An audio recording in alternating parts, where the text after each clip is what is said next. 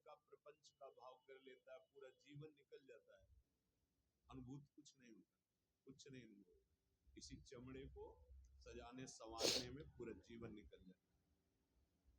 बड़ा विनोद का विषय है। शूरवीर कहा करके कायरता का आचरण दिखाना, ये विनोद का विषय है। भगवत प्राप्ति का लक्ष्य करके चलने वाला उपासक माया के मनोरंजन में विश्राम मान लेना, शरीर सुख को विश्राम मान लेना, प्रपंच में क्या कर रहे हैं, मुझे समय नहीं कट रहा था, बैठे बात कर रहे, ये खेल रहे, ये कर समय यहाँ कम पड़ता है। समय उपासक इसको लगता है और समय बढ़ जाए और अधिक साधन करूं, निरंतर और नाम जप।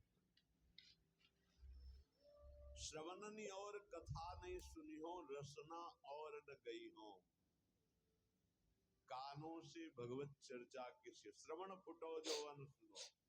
कहाँ हमारी स्थिति,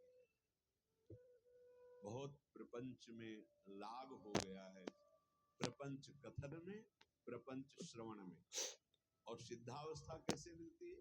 बोले श्रवणनी और कथा नहीं सुनी हो, रसना और ग्राम्य कथा, विषय कथा, राज कथा नहीं, नहीं, भगवत कथा, केवल भगवत कथा, वही गान करना, वही श्रवण करना। जीव अपनी तरफ प्रमाद किए हुए,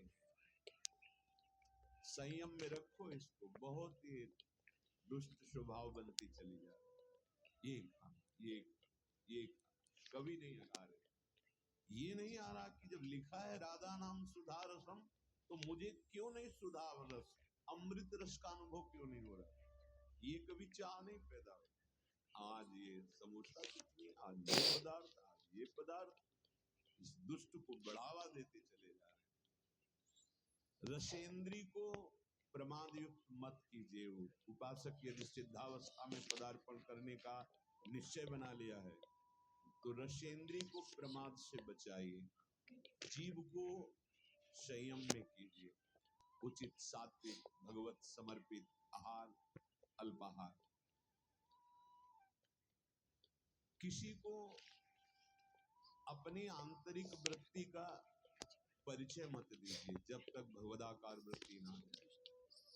उठती है अपनी बात बताने के लिए अंदर से लहर, उसका दमन करो, दबा दो उसे और शमन करो, अंदर ही शांत कर लो। हम वहां गए थे कि हम आज सत्संग में ये बात पकड़ी, हम तो ऐसा साधन कर, बड़ा आनंद आता है हमें, जहां माला लिया वो आनंद आता, तो बोल पाते नहीं आया।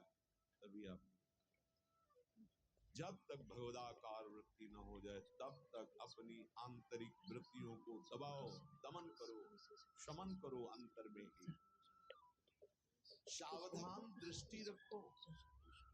आत्म कल्याण के लिए जहां तक हो सके तहां तक ऐसे लोगों से बात ना करो जो दुनिया की बातें तुम्हें बताते हैं। दुनिया के विषय में हमें नहीं जानना, दुनिया के मालिक के विषय में जानना। ये जो पर निंदा करने वाले स्वभाव वाले हैं, वो बड़े भाग्यशाली साधक है जिनको ऐसे लोगों का दर्शन, संभाषण, संग नहीं मिलता। बड़े भाग्यशाली। देखो, अगर आप श्री जी की आज्ञा में हो तो आपको ऐसा अवसर ही नहीं। सत्संग सुने अपने अपने कमरे में, अपनी अपनी